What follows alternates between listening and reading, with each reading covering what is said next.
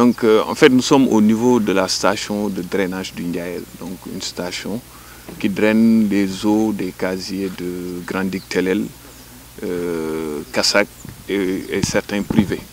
Donc, c'est un drain qui est long à peu près de 5 km et qui envoie les eaux au niveau de la réserve spéciale d'avifaune du Ndiaël. Donc, comme on le sait dans l'agriculture, on utilise souvent des engrais, des pesticides, etc. Et comme le cycle culturel du riz demande des phases de drainage et d'irrigation, donc ces eaux sont envoyées au niveau de la réserve.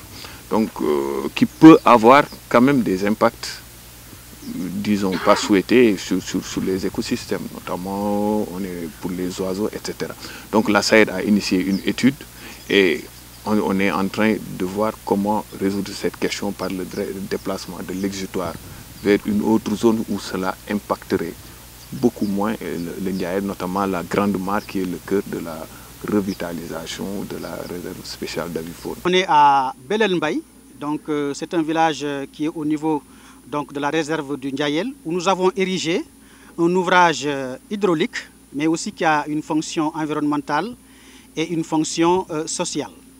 Donc cet ouvrage-là permet de faire revenir l'eau au niveau donc, de la réserve du Ndiaël.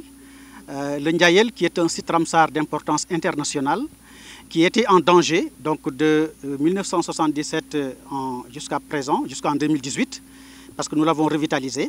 Cet ouvrage nous a permis vraiment de faire amener l'eau sur donc, une distance de 28 km du lac de Guerre à la Grande Mare du Ndiaël.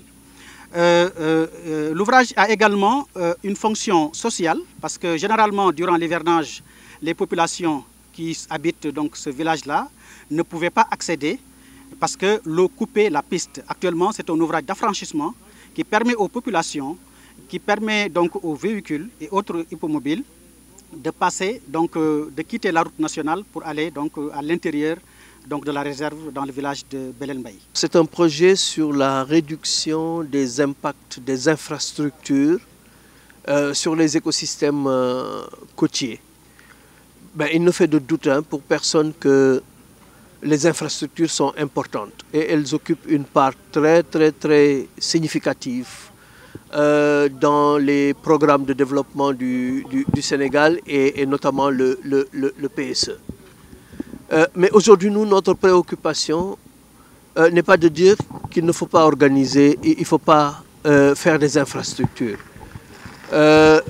Mais c'est de dire comment il est possible de concilier le développement des infrastructures avec la conservation des écosystèmes, la conservation des ressources naturelles. Parce qu'on se rend compte effectivement que dans la plupart des cas, les infrastructures sont décidées, planifiées, construites, et seulement après on se rend compte des dégâts que cela cause au niveau de l'environnement.